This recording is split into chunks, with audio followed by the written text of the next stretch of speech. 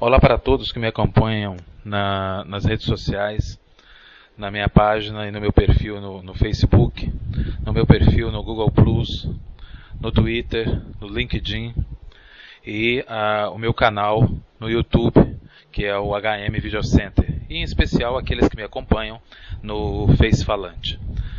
Na edição de hoje vamos discutir a insegurança pública e como o país, por uma ausência de políticas integradas, equilibradas, bem articuladas e consistentes, tem deixado os cidadãos cada vez mais prisioneiros do medo e da sensação crescente e concreta do crescimento do crime, né, do cometimento de crimes e dos atos, as dezenas, né, as diversas formas de atos de violência, né, e como isso tem se traduzido nessa percepção e nessa tensão social que representa uma tensão forte do cidadão em relação à sua própria segurança e segurança da sua família.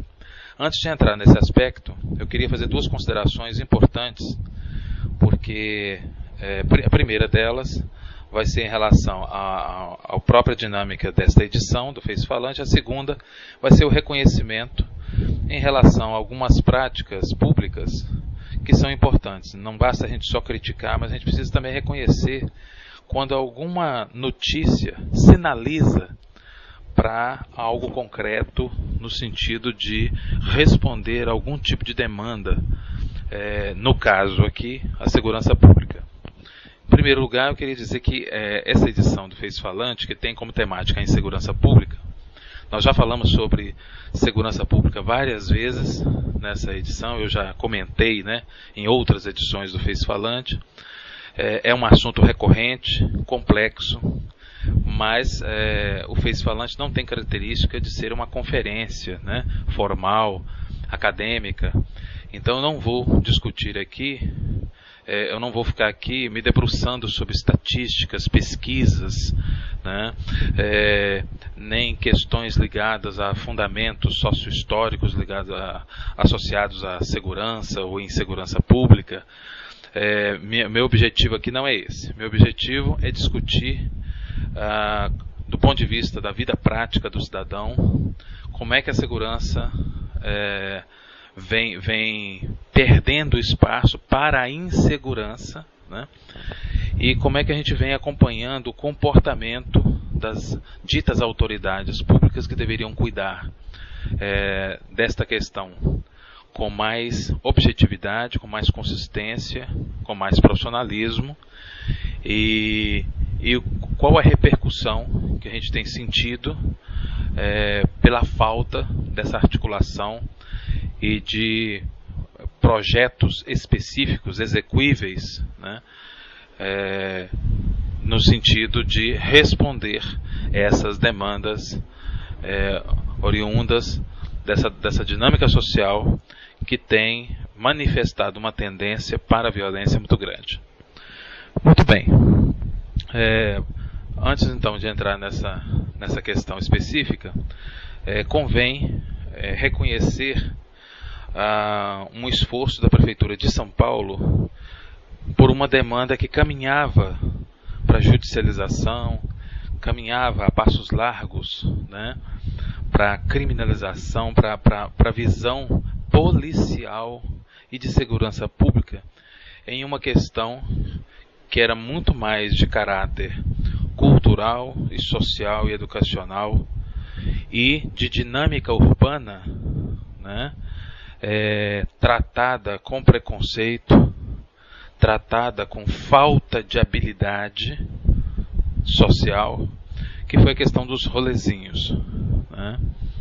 E com isso eu não estou dizendo que os rolezinhos em nenhum momento ofereceram algum tipo de risco. Eu acho que qualquer manifestação pública, né, que já traz consigo uma tensão coletiva, uma insatisfação, né, um desejo expresso na indignação, na forma de dizer que basta aquela condição, o desejo de romper com o que está estabelecido e criar uma nova forma né, para aquela reivindicação ou para as reivindicações que são colocadas. Então, qualquer manifestação que se constitua a partir disso, obviamente ela traz consigo um contexto de tensão social, né? Parta ela de onde vier, isso não importa. Então ela traz consigo a tensão. E se eu, como poder público, se o poder público coloca no lugar dos canais de acolhimento, de tentativa de compreensão, de discussão, de diálogo, se no lugar desses canais é colocada a polícia para conter ou dissolver aquela manifestação, num contexto que é democrático, que é o nosso, né? Então, obviamente, é como se eu colocasse, né? A gasolina é um combustível útil para todos nós, mas se você colocar fogo nela, ela deixa de ser útil, né? Ela passa a ser inflamável, ela manifesta o seu caráter inflamável, né? E, dependendo da quantidade, o estrago que ela faz é enorme. Não é isso? Então, a mesma coisa é na manifestação coletiva, né, autêntica, legítima da população, que nos últimos anos vem sendo tratada, né, como caso de polícia e não como um movimento espontâneo sociopolítico, e que vem muitas vezes derivado da ausência de canais sérios, de canais públicos do Estado que possam acolher as demandas, discutir as demandas e transformá-las em ações que respondam ao desejo da população e ao movimento, à tendência dessa população, dentro do que a lei permite, dentro do que o orçamento permite, né? E dentro do que o caráter do projeto político instalado, né, nas diversas instâncias, né, permite com o diálogo, né? Então é claro que tudo isso tem que ser avaliado, mas o que a gente tem visto é uma inabilidade. E aí onde entra o governo de São Paulo, né, da prefeitura de São Paulo? É que diante dos rolezinhos, da polêmica que se criou em torno deles, da tensão estabelecida entre os gestores dos shoppings, né, de manifestar o medo dos jovens da periferia, né, como se o fato de ser da periferia já representasse um risco natural à ordem pública, né, o que não é verdade, né? Basta a gente lembrar, né, que quem queimou o índio em Brasília não foram jovens da periferia. Quem espancou, quase matou uma trabalhadora, né, no Rio de Janeiro, que vinha do serviço e que foi confundida com uma prostituta, como se essa justificativa dada, né, nós confundimos com uma prostituta, como se a prostituta não fosse nada e merecesse aquele tratamento, né? Então quem fez essa barbárie também não foram jovens da periferia. Quem prendeu um jovem de 15 anos ao poste, deixou-o nu depois de espancá-lo e colocou na internet e se disse justiceiro, também não foram jovens da periferia. Então, e por aí vai, né? Muitos crimes de ódio na internet não são praticados, né, por jovens da periferia somente. Aliás, boa parte é praticado por jovens que moram, né, que têm condição socioeconômica, né, saudável, que tiveram acesso a bons colégios, pelo menos em tese, né? Mas eu não vou entrar nesse assunto detalhadamente, mas que outros contextos falharam, né? Inclusive esse fato de falar que tiveram acesso a boa educação também é questionável, porque como chegaram a esse ponto? Que expressa o máximo da precariedade da educação, né? E por aí vai. Nós temos dezenas de exemplos que você que me ouve já deve saber, né, com tranquilidade. E se você buscar na internet, buscar nos arquivos da mídia, você não vai se fartar de tantos exemplos dados por jovens que não são da periferia, mas manifestam o seu preconceito, sua agressividade, sua intolerância, né? De várias maneiras, né? E que acabam se traduzindo em crimes. Bem, e aí, mais é o jovem da periferia, quando se articula, gera medo, né? Ok. E aí o que a Prefeitura de São Paulo fez? Reuniu com essas lideranças e está tentando, né, fazer com que todo esse desejo, né, de consumo, de pertencimento, possa ganhar espaço, ganhar força, né, no uso de equipamentos públicos disponíveis até hoje, né, como os CELs, as unidades escolares de maior porte, que são dotadas de equipamentos culturais, esportivos, mais amplos, né, que podem acomodar boa parte dessas expectativas, né, sociais, de convivência, de divertimento, de entretenimento, né, de discussão, de convivência, de compartilhamento, né. Evidentemente que há outros equipamentos, né, os parques da cidade, que são vários. Agora, evidentemente que somente disponibilizar os equipamentos certamente não vai ser suficiente, porque na verdade nós precisamos dar sentido àquele espaço, que por mais bonito que seja, né, que por melhor design que tenha, né, ele precisa de funcionalidade, né, ele precisa de ganhar conteúdo. E o conteúdo, quem pode promover isso são as pessoas, né? São aquelas pessoas que são formuladoras de políticas públicas, no caso do esporte, através dos torneios esportivos, né? Através da valorização, né? Associados à cultura, à música, né? Às artes plásticas, ao grafite, né? Ao grafite que tenha sentido, que seja artístico, que seja bonito, que possa ser admirado, né? Que possa ser observado, valorizado, né? Que possa entrar numa uma positiva disputa, porque o jovem gosta de ser desafiado nos seus talentos, nas suas habilidades, né? Nas oficinas que podem ser criadas nesses espaços, nas mostras cinematográficas, né?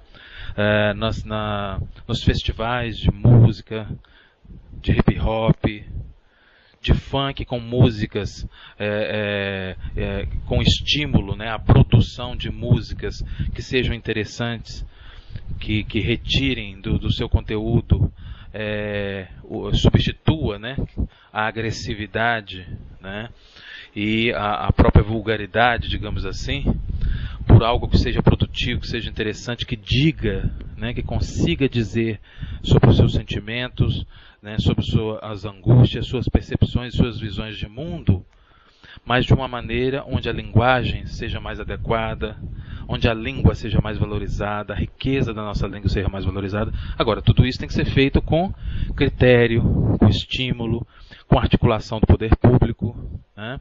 Quer dizer, com a articulação das secretarias, seja de educação, a de cultura, a de esporte, de lazer, de turismo, a de ação social, né? Então é uma articulação de forças para a geração e manutenção de políticas públicas para a juventude e para a integração dessa juventude com os outros estratos da sociedade, seja na perspectiva etária, ou seja, a integração da juventude, por exemplo, com o extrato adulto, com os idosos, né? Seja na perspectiva econômica, por que não a integração a partir de todo esse ambiente favorável, por que não atrair outros estratos econômicos para a riqueza e a diversidade que a periferia pode oferecer a partir da sua visão de mundo, a partir das suas experiências e da sua capacidade de produção, que bem articulada é fantástica, né? Então acho que essa iniciativa, que eu espero que tenha prosseguimento, né, ela traz consigo uma esperança e uma visão muito interessante, né, da cidade, que não elege inimigos, né, pela sua condição econômica e nem pela sua posição geográfica da sua residência, né, e que não espera que essas pessoas sejam segregadas eternamente no seu espaço sem o direito de circulação pela cidade, né? E que não sejam estigmatizadas porque elas são capazes de se articular. Muito pelo contrário, que a sua força e a sua energia de articulação possam ser usadas de uma maneira saudável, interessante, né? E que a sua energia manifesta possa ser entendida como um sinal interessante de interesse por outras dimensões da cidade, né? E que isso possa ser convertido em ações positivas e interessantes, de crescimento, de desenvolvimento, e isso é possível. Então esse primeiro passo da Prefeitura de São Paulo eu vejo com muitos bons olhos e espero que ele consiga, né, encontrar apoiadores dentro do próprio governo e fora dele, né, dentro da própria prefeitura e fora dela, no sentido de dar consistência, de dar prosseguimento a esses primeiros movimentos, esse primeiro passo, que foi de discutir com as lideranças e encontrar caminhos, né, para que o movimento dos rolezinhos possa encontrar abrigo satisfatório em espaços que não foram feitos para contê-los, mas que estão lá disponíveis, estarão disponíveis para acolhê-los, para recebê-los, né, com prazer, com alegria, com oportunidades, né, com diversidade, né, com possibilidades. E isso é muito importante, né? Então são espaços que têm condição de realizar debates, né, rodas de conversa, movimentos culturais, né, os diversos movimentos culturais, os vários segmentos da música, do teatro, né, das artes plásticas, do audiovisual, da literatura, né, as várias formas de literatura, né, do esporte, né, do lidar com o corpo, né, do lidar com a sociedade como um todo, né. Então acho que é um espaço de digestão, de fomento, de ampliação, de produção, né, muito interessante. Então acho que ponto para a Prefeitura de São Paulo nessa primeira fase, nessa primeira iniciativa. Torço para que isso se transforme numa referência em algo interessante para se lidar com a juventude, né? Assim como eu achei muito interessante o fato de não se constroem vias, né, de escoamento numa cidade como uma megalópole como São Paulo de um dia para a noite, né? É preciso um plano de médio e longo prazo muito forte. Mas enquanto isso, numa cidade colapsada pelo uso excessivo do transporte individual em prejuízo do transporte coletivo, né, evidentemente que a primeira iniciativa das faixas exclusivas para ônibus, protagonizada pelo governo Haddad, né, em São Paulo, também foi uma boa iniciativa. E que veio de encontro nesse contexto de insegurança pública, de tensões estabelecidas na disputa por espaço, por território, a disputa cada vez mais feroz e insana por território e a tensão desse território, do ir e vir com os veículos, né, e quantas mortes isso provoca nas várias perspectivas, né, de funcionamento das vias, né, obviamente que foi uma iniciativa muito interessante, que por si só não resolve o problema do trânsito, mas ela vem numa direção muito positiva. Assim também como no tratamento em relação às questões das drogas, por exemplo, né, a forma como o governo de São Paulo, a Prefeitura de São Paulo, vem abordando os usuários, né, de drogas no centro de São Paulo, também é um experimento, uma iniciativa, né, muito interessante e que vale a pena observarmos mais de perto, acompanharmos mais de perto, porque pode ser para muitos casos, né, uma alternativa muito interessante, né, e que diminui as tensões naquela região a médio e longo prazo em relação ao uso de drogas, né? E todas as consequências derivadas e que giram em torno do espaço específico da concentração daquelas pessoas para o consumo permanente e intensivo de drogas, né? Com destaque para o crack, evidentemente, né? Agora, é a saída definitiva, né? É a receita que faltava no mundo para solucionar o problema das drogas? Não. Mas é uma saída, né, diferente daquelas que estavam sendo oferecidas sem êxito, né? E não adiantava a gente replicar aquilo que já não dava êxito, que a gente já sabe que não funciona. Então ela vem de encontro a outras possibilidades e elas expressam uma outra visão de mundo daqueles, né, que lidam com essas políticas públicas. Então esses 3 pontos, né, que têm origem na Prefeitura de São Paulo, eu acho que valem a pena porque os 3 estão ligados de alguma forma a processos de tensão social que geram violência ou derivam da violência, ou se relacionam com momentos sucessivos de violência no espaço urbano, né? Então essas iniciativas são muito interessantes. Lembro a todos que me ouvem que não sou filiado a nenhum partido, não defendo e nem acuso ninguém por afinidade ou não afinidade partidária, né? Se vocês buscarem todos os meus vídeos, tudo que eu já produzi, né, todas as minhas entrevistas, vocês verão que eu não tenho essa preocupação em atacar, muito pelo contrário, eu faço críticas, né, eu aponto caminhos, né, eu provoco reflexões e busco compreender os fenômenos sem ligar e sem ficar fixado, né, obcecado por questões partidárias.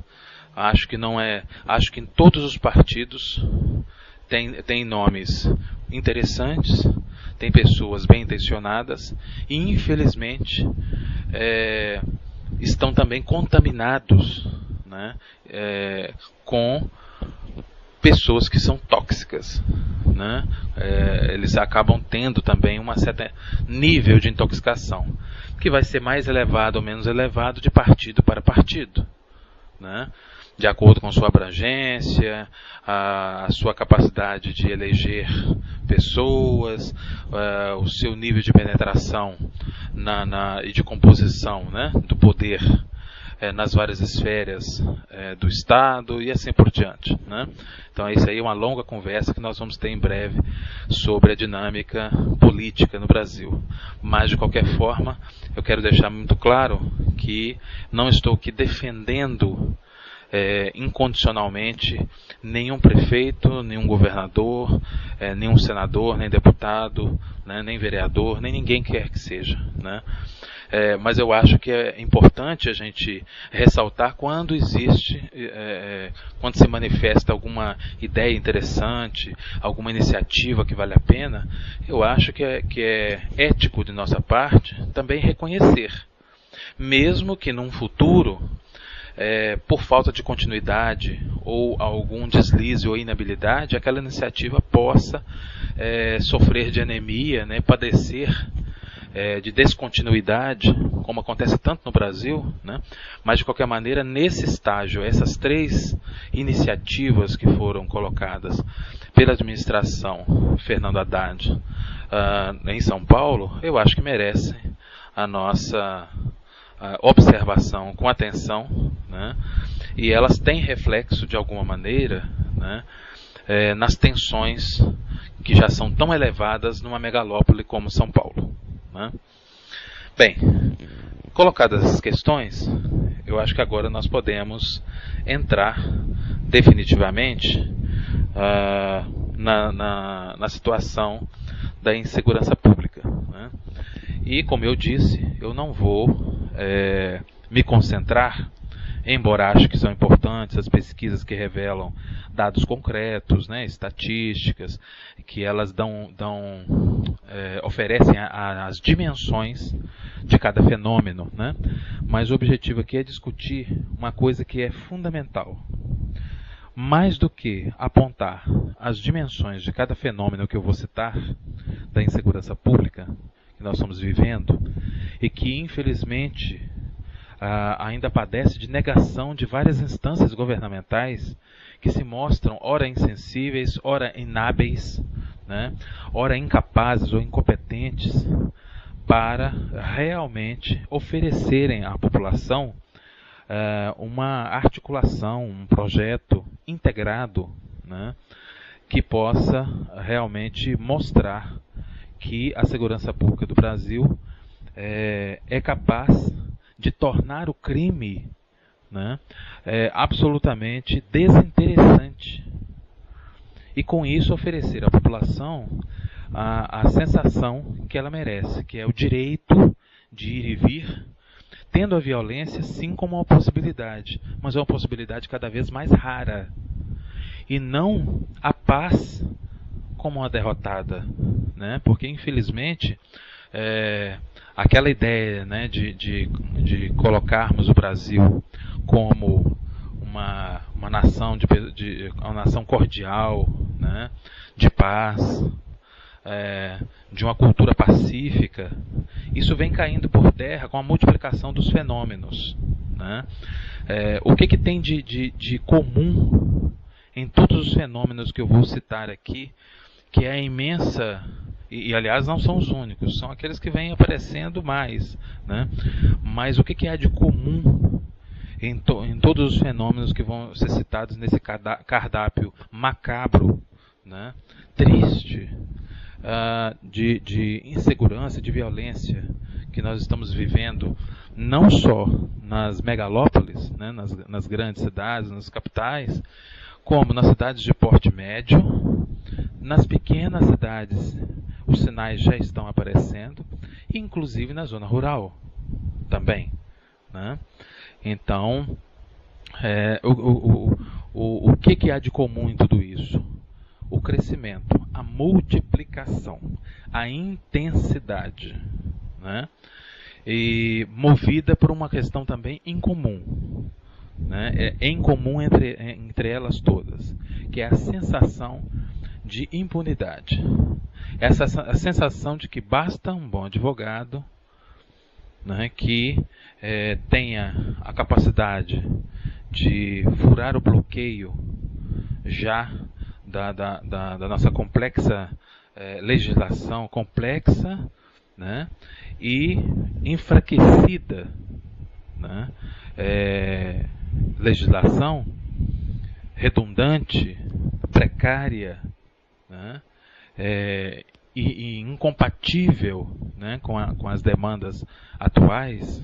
Então basta um bom advogado para que a impunidade acene para a população, né? Hoje não é incomum você assistir cenas, por exemplo, onde assaltantes ou criminosos, né, de várias naturezas, de várias origens, né, praticantes, né, de mais variado modalidade criminosa, quando são presos, já não é mais incomum que eles olhem para a câmera, que eles riem, né? Que eles olhem com aquele ar de deboche, que eles entrem na viatura já rindo dos policiais e da população, né? Porque eles já estão acostumados ao ir e vir das prisões, que também já são algo muito além da violência a qualquer princípio de direitos humanos, e que já foi objeto da minha discussão aqui e que continuará sendo, né?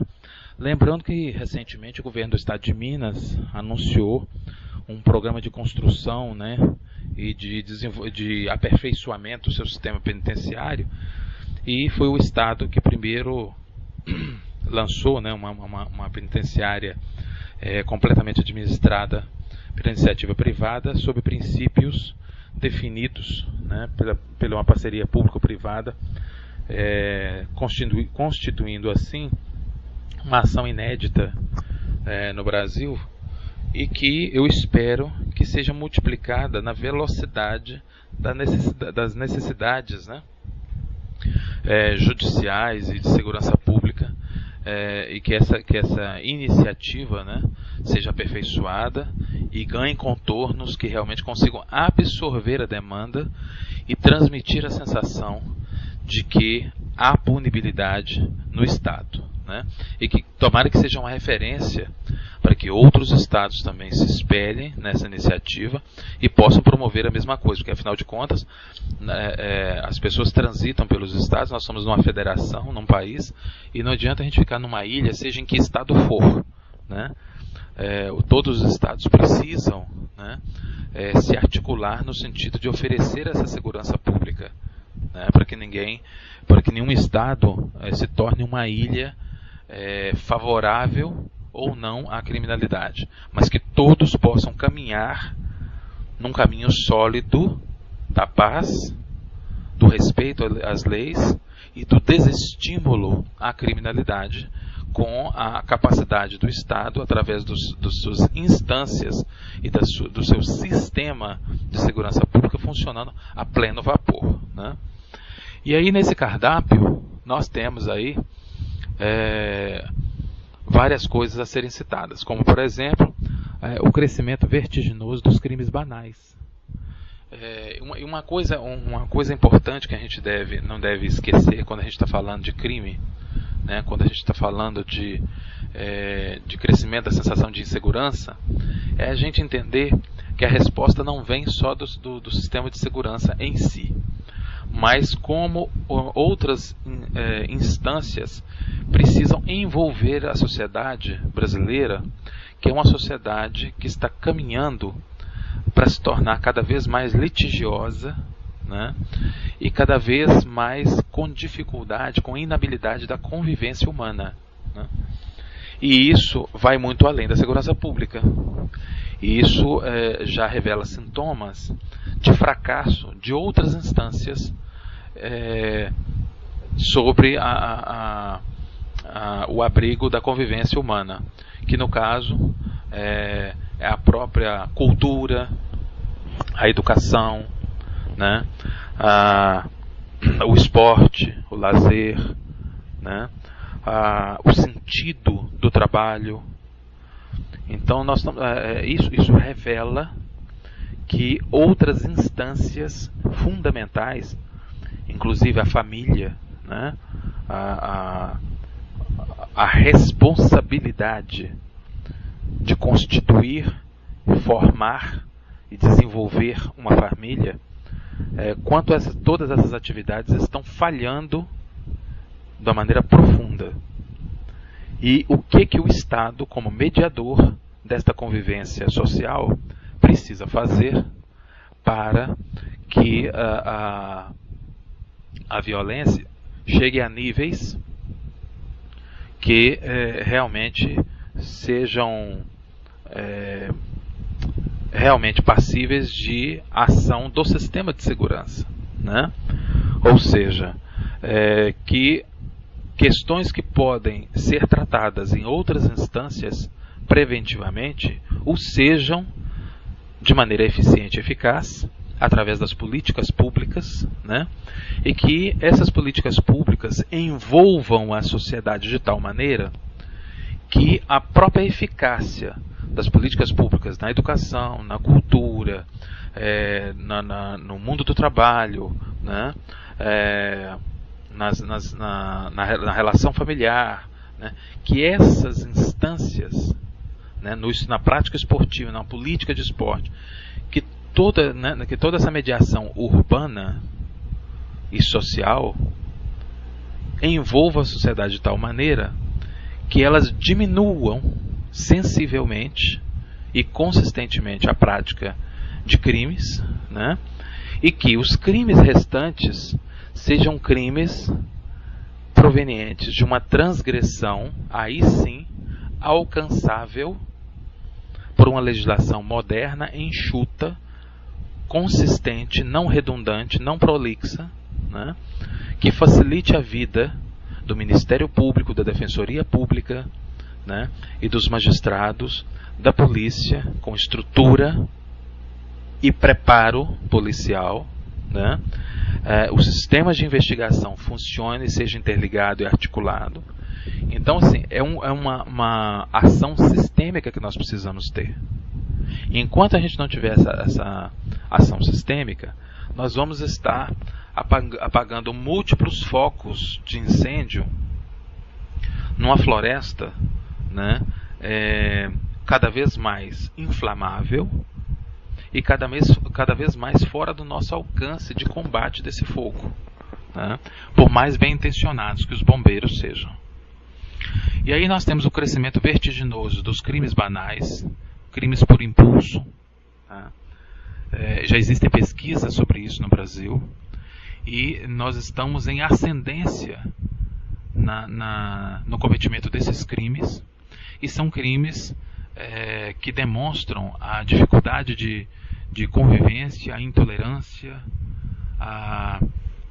o baixo repertório para o diálogo, a existência de poucos mediadores, né?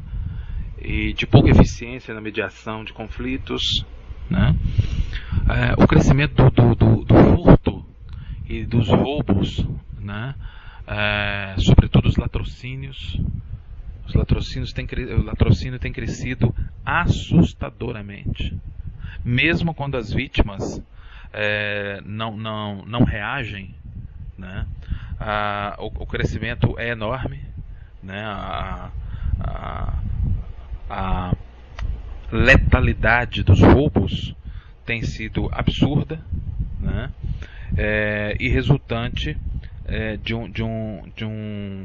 uma ação criminosa que é cada vez mais violenta, cada vez mais impiedosa, né? E isso está ligado a essa impunidade, né? A essa fragilidade do sistema, como eu já disse em outras edições, que não vai só do prender e colocar na cadeia, mas da agilidade para investigar, para julgar, para fazer cumprir a pena dentro de princípios legais e dentro de princípios de direitos humanos, garantindo o rigor do cumprimento da pena, né? Diminuindo o número de recursos, diminuindo o número de benefícios precoces para crimes tão graves, crimes contra a vida, né? E fazendo com que o processo de ressocialização, uma vez que já tenha o rigor da lei e do cumprimento da pena, tenham sido executados plenamente, de forma justa, né? E apurado que o sujeito oferece condições psicológicas para a ressocialização, que essa se estabeleça, né? De maneira realmente concreta. Então o roubo seguido de morte, que é o latrocínio, né, tem crescido assustadoramente. O sequestro relâmpago voltou à cena com força total, né, nos últimos anos, e que traz uma insegurança tremenda. inclusive alcançando bairros periféricos, né? O que antes era concentrado nos bairros nobres, da classe rica, ou da classe A, né? Ou da classe média alta, né? Agora, já há um bom tempo já migrou para os bairros da classe B e C, né? Então ele se mantém na classe A, mas também ampliou o seu foco para a classe B e C. O roubo à residência também tem aumentado assustadoramente, né? Os arrastões em prédios, condomínios, né? Também nas praias, né? Nas concentrações de pessoas, né? O roubo em congestionamentos, né? A abordagem violenta em congestionamentos, os mais diversos tipos de congestionamentos, né? Sobretudo os urbanos, né? A saidinha de banco ainda continua perigosíssima, né? Eu acho que os bancos precisam se reunir para discutir essa questão das explosões sucessivas de bancos, o que tornou morar perto de um banco também um fator de risco, né? O de morar num prédio onde no térreo tem uma agência bancária também virou um fator de risco, ou de estar próximo de alguma maneira a uma agência bancária ou a um caixa eletrônico, né? Então isso precisa ser tratado, né, como uma emergência também, a fazer parte de um plano de segurança que consiga romper com essa prática, né? O assassinato de jornalistas vem crescendo também, né? A violência doméstica é outra coisa que ainda continua sendo uma das campeãs, né? No quadro de violências no Brasil. E aí, quando eu estou falando da violência doméstica, eu estou falando da violência contra a mulher, mas a violência contra as crianças também, né? Então, dentro de casa, praticados por homens e praticado por mulheres, né? Vamos tirar esse mito de que violência doméstica só ocorre em relação a homens e crianças, em relação a mulheres e crianças, que as mulheres e crianças são vítimas absolutas, né? Elas são vítimas na maior parte dos casos, mas existem muitas mulheres, que têm demonstrado nos últimos anos uma capacidade de violência contra seus filhos, algo perturbador, né? E que merece atenção. Então, a violência doméstica, a violência contra a mulher, que nos faz campeões, né, nesse triste ranking. Os crimes sexuais, que são cada vez mais intensos nesse cenário. Os roubos de veículos têm batido todos os recordes possíveis, né? E assumido as mais variadas formas, né? Quando não rouba o veículo inteiro, rouba o conjunto de rodas, ou rouba aquele step externo daqueles carros, né? Que usam o step externo como uma forma complementar de design, né? O roubo de cargas, que aumenta o custo do Brasil, que estabelece uma tensão gigantesca num país cuja maior parte do transporte de cargas é feito via rodoviária, né? Então isso coloca uma quantidade cada vez maior de caminhoneiros sob um risco permanente, sob uma tensão permanente, né? A falta de uma política de estímulo a paradas para esses motoristas, né, associada ao roubo de cargas, tem feito com que haja uma tensão fortíssima sobre esses motoristas de caminhões e de carretas, e feito com que todo o sistema de logística trabalhe sobre uma tensão brutal, né? Terrível. E isso eleva o custo de tudo, né? Porque quando a gente está falando, gente, de números violentos, quando nós estamos falando de pessoas, Então, quando a gente está falando de estatísticas em relação à morte de jovens, à morte de trabalhadores do transporte de cargas, quando nós estamos falando de aumento do latrocínio, violência doméstica, tudo isso que gera tensão e tira vidas em larga escala, como nós estamos acompanhando no Brasil, isso dilacera famílias também em larga escala. E uma família atingida por tragédias dessa natureza, ela também diminui o seu consumo. Então você tem um impacto econômico fortíssimo. Nós temos um impacto econômico fortíssimo, sem precedentes, e que eu acho que ainda não entrou na lente, né, no campo de visão dos governantes, né, e dos próprios economistas, né, como é que essa economia derivada, né, ou atingida, vítima da violência, como é que ela se manifesta no seu próprio enfraquecimento. Porque nós temos menos consumo. Se nós multiplicarmos, nós temos aí 42 mil óbitos, por exemplo, ligados a vítimas de trânsito, por ano. Por ano. Nós temos 300 mil denúncias de violência doméstica por ano também. Então, evidentemente, que nós estamos falando de famílias adoecidas, famílias dilaceradas, famílias que perdem o estímulo, né, para continuar no convívio social regular, né? E isso tem um impacto no consumo. O consumo, evidentemente, para a sobrevivência básica continua, mas o consumo que move a economia no sentido ascendente, que desenvolve a economia, que poderia fazer com que essa economia aproveitasse as janelas de oportunidades trazidas pela visibilidade, né, da realização de grandes eventos, desde 2007, né, com o Pan-Americano, passando agora pela Copa do Mundo, pelos Jogos Mundiais que foram realizados, os Jogos Militares Mundiais, né, pelos Jogos Escolares Mundiais e por aí afora, né.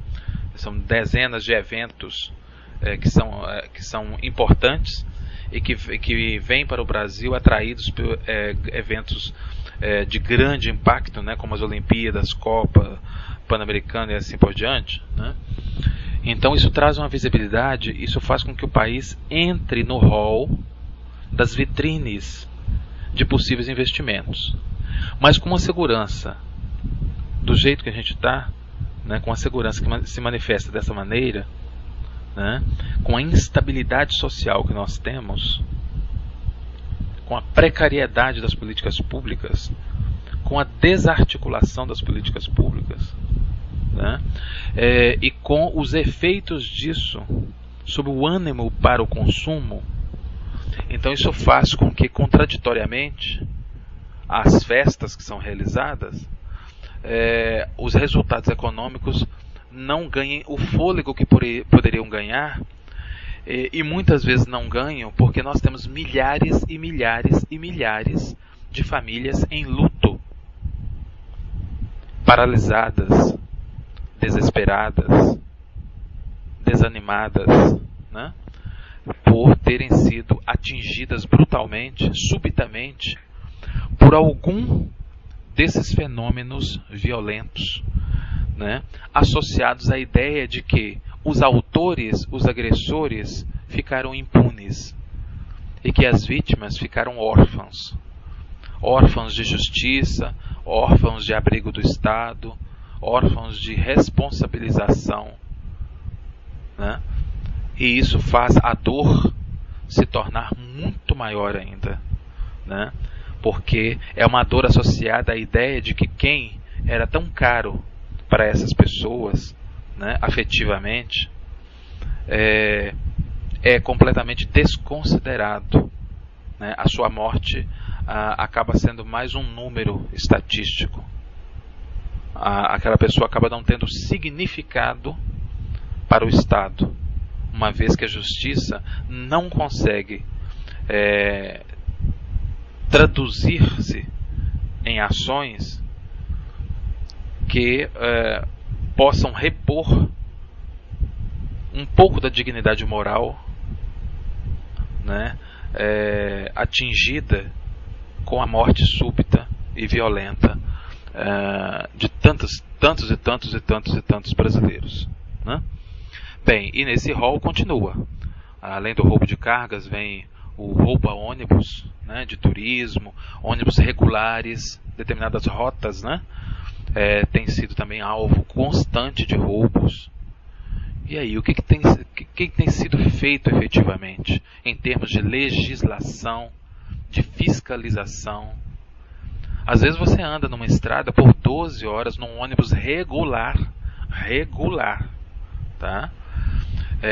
Com 40 e tantas pessoas, 50 e tantas pessoas, com bagagem, né? Com compromissos, com uma série de coisas, sem uma fiscalização real, né?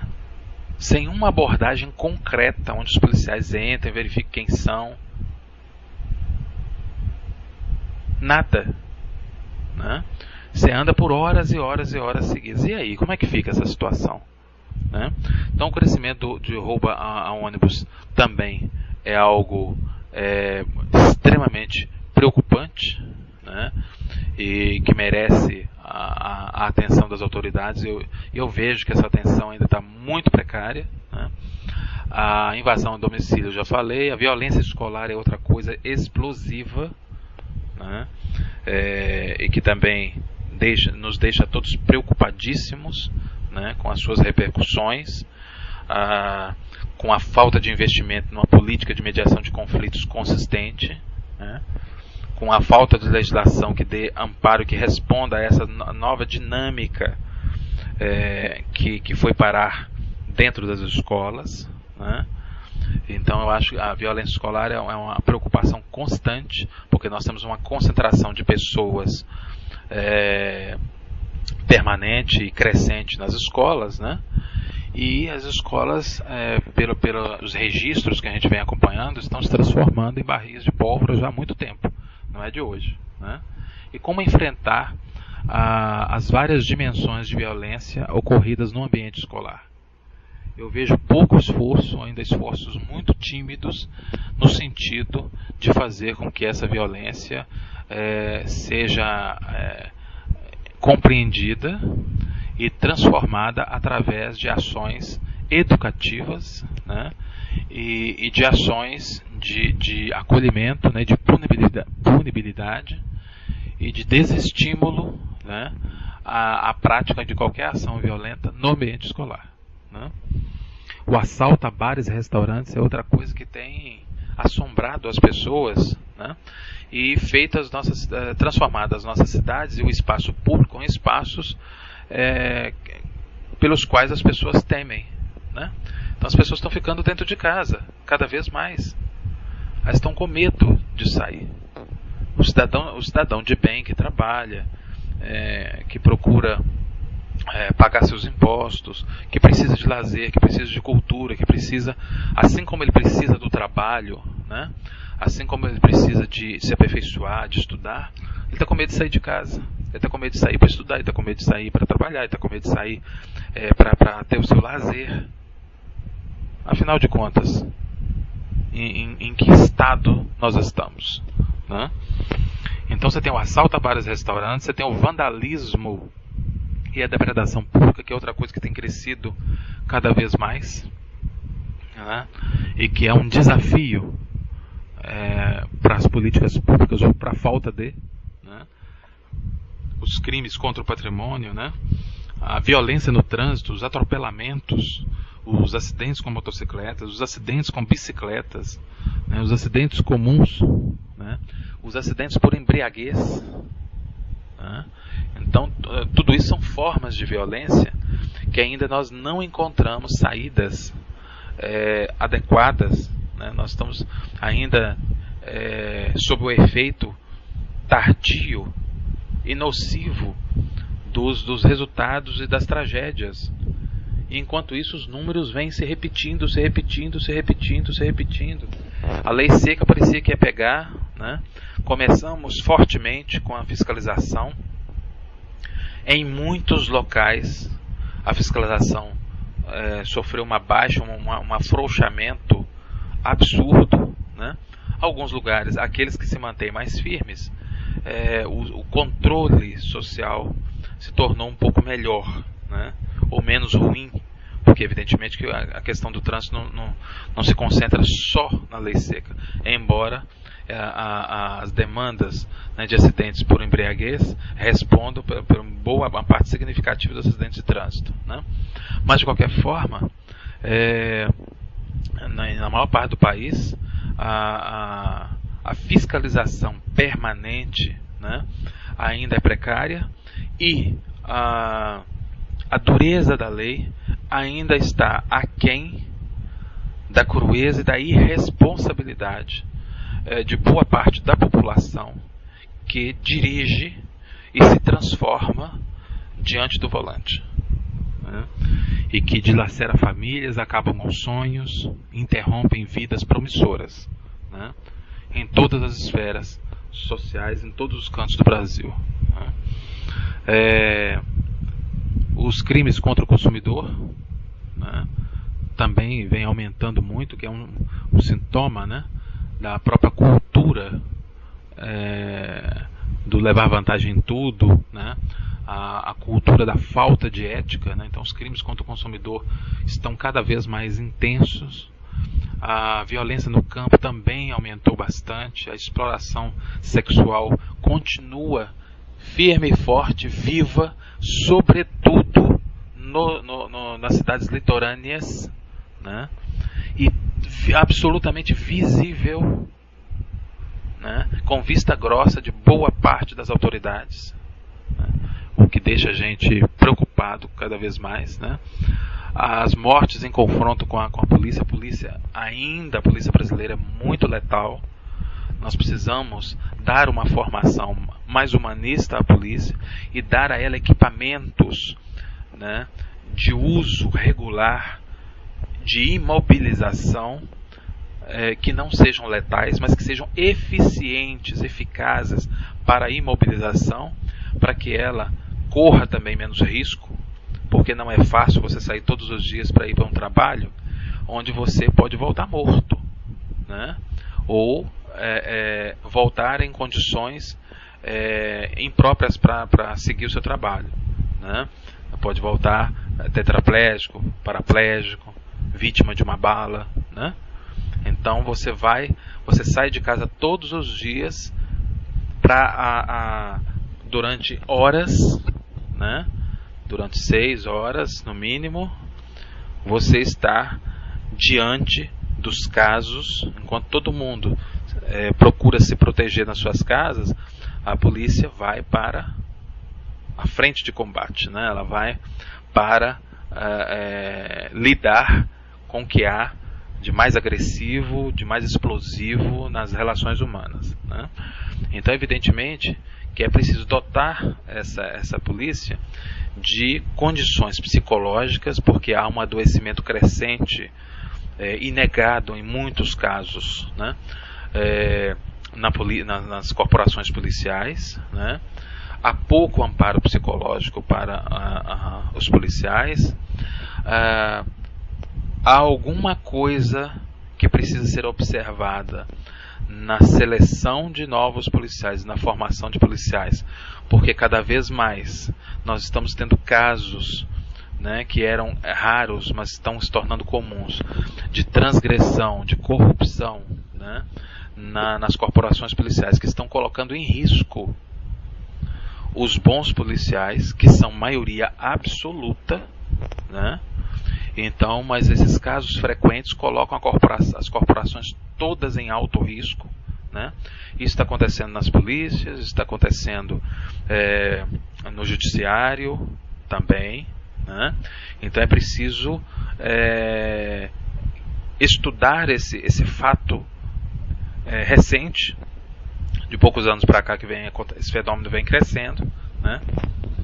E as investigações que vêm ocorrendo em relação a essas instâncias da segurança pública vem revelando cada vez mais a gravidade e a amplitude o alcance, né, dessa esfera perigosa, né, infiltrada nessas instâncias de segurança, né? Então, o que revela a necessidade urgente de nós verificarmos os métodos de ingresso de cidadãos que querem fazer parte dessas instâncias, né? Então nós precisamos rever isso rapidamente para diminuir o índice, né? Nós nunca vamos zerar, né? Essas transgressões ocorrem no mundo inteiro, mas é preciso chegar a níveis, voltar a níveis aceitáveis, né? Pela frequência, pela amplitude que nós estamos percebendo, né? Somos surpreendidos enquanto cidadãos com notícias, resultados de investigações, etc. Nesse sentido, demonstram claramente que estamos falhando desde a seleção. Tem alguma coisa errada. E na formação, né, com os números da letalidade, dos confrontos, das formas de abordagem, etc., tem demonstrado que nós precisamos ter uma formação revista e a polícia precisa ter equipamentos auxiliares e formas de utilização desses equipamentos não letais em benefício de uma ação policial eficaz que contribua para a justiça, né, e para a segurança social, para a credibilidade da instituição, e que tire essa triste marca da letalidade da polícia brasileira, né, que é dotada em sua maioria de cidadãos sérios, dedicados, né, e que merecem ter uma corporação com credibilidade acentuada e com um nível de respeitabilidade da população maior do que tem, né? Além disso, né, desse cardápio triste, temos ainda os crimes praticados por jovens, que vem crescendo muito, que são uma discussão longa, que nós vamos ter oportunidade em outras edições, em outras formas, né, de discussão aqui no canal HM Video Center, de falar sobre isso, sobre essa maioridade penal, sobre essa forma, né, de enxergar a vida dos jovens que estão se entregando ao crime, né, com uma força, com uma energia, né, como se eles estivessem desistindo da vida social regular, né? Quando você pega e observa depoimentos de alguns jovens, né, que estão na vida do crime sobre a criminalidade, é algo de assustar, porque esses depoimentos revelam uma desistência da vida regular, da vida social regular, né, e um investimento nessa vida criminosa, mesmo sabendo do alto risco, né, de morte precoce no mundo do crime. Isso é algo realmente altamente preocupante, e que a mudança pura e simples da lei no sentido da maioridade penal não irá resolver, né? Isso são problemas de natureza muito mais ampla, natureza social, cultural, familiar, educacional, né? E que precisam ser entendidas dessa forma sistêmica e atacadas de uma maneira sistêmica, consistente, continuada, para que nós possamos ter gerações que se sintam desestimuladas a aderir ao mundo do crime, né? O índice de suicídio também é muito preocupante no Brasil. A violência no esporte, a violência das torcidas, né, que vem mostrando, né, a sua força triste, deprimente e avassaladora, né, vem aumentando. Essa questão das torcidas é uma longa discussão que em outro momento nós vamos discutir detalhadamente, mas é outro componente perigoso e de alta tensão na composição, né, das disputas esportivas, sobretudo no futebol, né, que é onde a gente vê isso se manifestar de uma maneira mais crítica, né. Então eu acho que nós precisamos rever drasticamente o que é um cenário de disputa no futebol e como é que nós queremos essas torcidas e a responsabilidade dos clubes, do comportamento dos seus dirigentes nas entrevistas, né, nas provocações de um sobre o outro que existem, né, assim como existem dirigentes elegantes, técnicos elegantes, né, atletas elegantes, que sabem lidar com a competitividade, né, com a força das torcidas, mas de uma maneira saudável, civilizada. Existem aqueles também que estão numa posição de liderança e que muitas vezes com seu comportamento imaturo e irresponsável estimulam os torcedores a agirem de uma maneira coletiva, em bando onde eles têm mais força, né, na mesma direção irresponsável e criminosa, né? Então, como é que a lei vai ver isso? Como é que a justiça vai enxergar isso? Como é que as forças policiais e sobretudo, como é que nós vamos agir preventivamente para desarmar os espíritos, para proporcionar à população reais espetáculos, mas não espetáculos de horror, mas espetáculos de alegria, de competitividade, de espírito esportivo, né? E assim por diante. Bem, os ataques contra turistas também, né, vêm aumentando sistematicamente.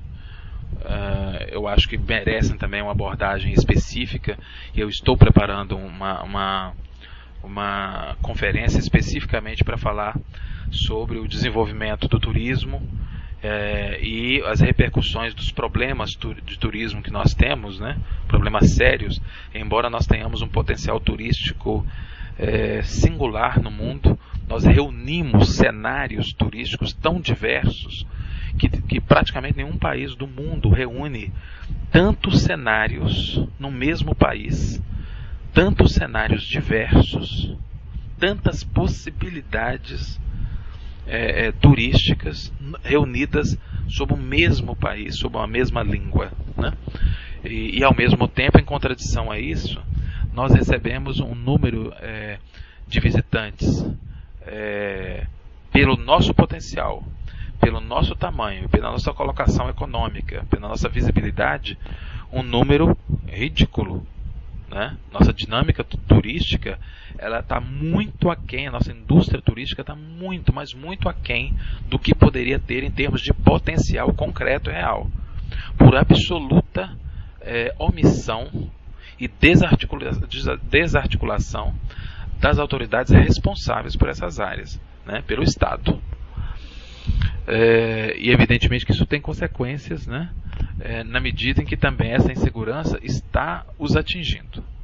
E quando eu falo de turismo, não estou falando de turistas, somente os estrangeiros que visitam o nosso país, mas os brasileiros que querem conhecer o próprio país, porque o nosso país é continental, né?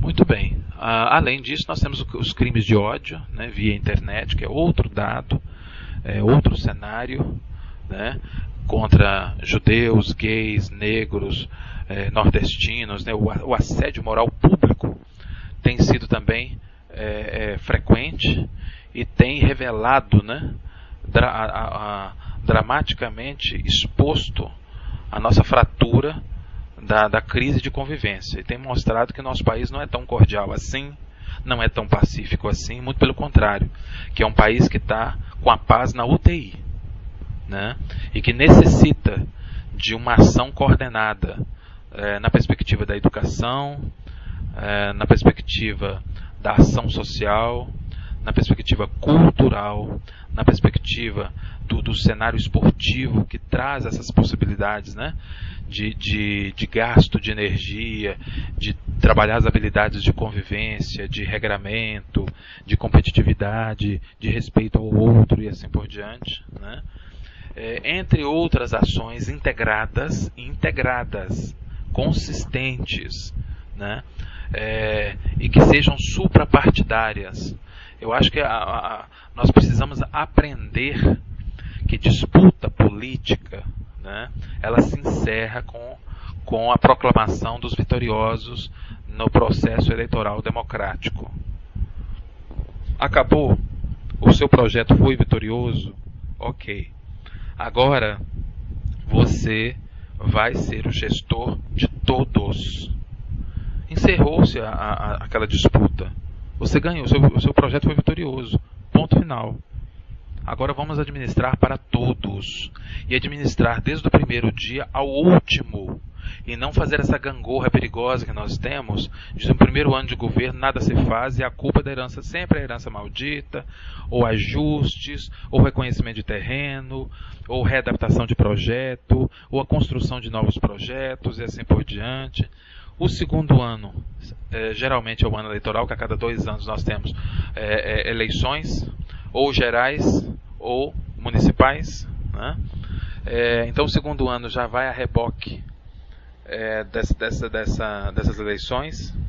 O terceiro ano entra na esfera morna novamente, né, o que gera descontinuidade, gera insegurança institucional, né, gera desarticulação de forças, né, e o outro ano já vem a eleição e vem uma articulação artificial, né, para jorrar dinheiro, mas fora de um contexto de projetos articulados e que contemplem ações de curto, médio e longo prazos interligadas, né? Então nós precisamos sair desse ciclo terrível, nocivo, suicida que nós normalizamos. Nós achamos que isso é normal. Isso não é normal. Isso é uma anomalia da nossa democracia, né? A democracia é fantástica, né? Se comparado a outros regimes, né? Não se tem nada melhor do que a democracia, né? Mas não é pelo fato de estarmos em tese num espaço ou numa atmosfera democrática que nós devemos aceitar, né, essas anomalias que comprometem a democracia, que fragilizam a democracia, que deformam, né, que depredam, que desvalorizam, que fazem com que ela sofra de todas as doenças possíveis, né, e que ela perca, né, o seu vigor, o seu brilho e a sua capacidade de levar bem-estar, né, de levar igualdade social, né, de levar dignidade, cidadania a todos que estão abrigados dentro do processo democrático.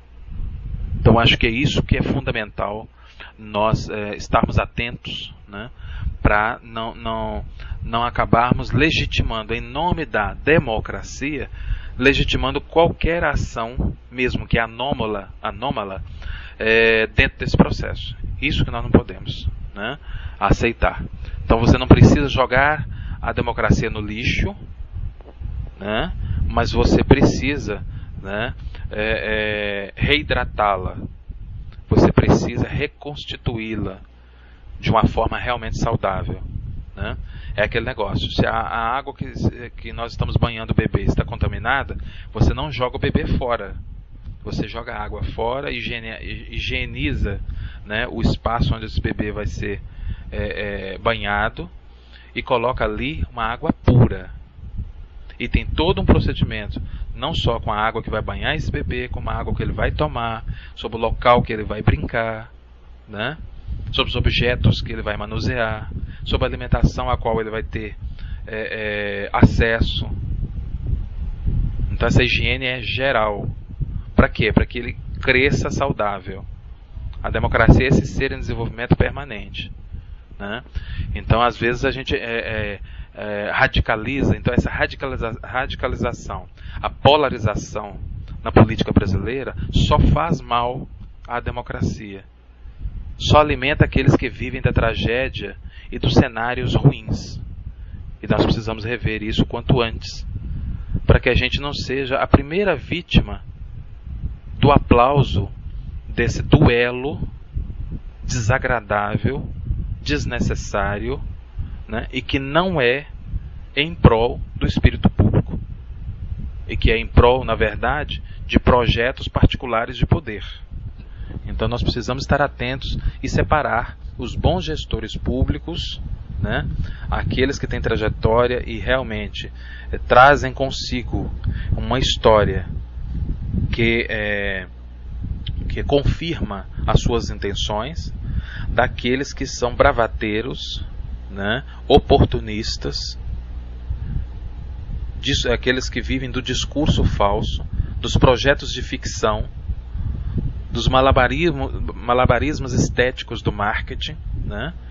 Mas que na verdade são prostitutos do poder, que se vendem a qualquer custo para se manter agarrados, né, aos benefícios, né, benefícios pornográficos e morais, né, oferecidos pela sua própria gestão em função do seu próprio umbigo, né? E é por isso que nós estamos nessa situação de insegurança, né? Porque estamos, de certa forma, abandonados por esses indivíduos que andam de carros blindados, andam de helicópteros e não entendem que eles estão alimentando um verdadeiro suicídio, né, da sua própria sociedade. Porque seria muito mais interessante que eles pudessem sair dos seus helicópteros, sair dos seus palácios cercados por segurança, né, abrir a porta dos seus carros blindados e circular pela cidade entre os cidadãos que confiaram o seu voto, né, ao seu projeto de governo, pudessem circular e conversar sem as tensões e os medos de uma sociedade litigiosa, né, nervosa, doente e cada vez menos cordial. Uma sociedade tão rica culturalmente, tão diversa, né, e que ostenta números tão tristes, né, como da exploração sexual infantil, da morte de homossexuais, né, da agressão à mulher, da agressão aos idosos, né, das mortes absurdas no trânsito, do consumo abusivo de álcool e de drogas lícitas e ilícitas, né, o abuso no consumo dessas drogas, né, entre outras coisas que eu já citei.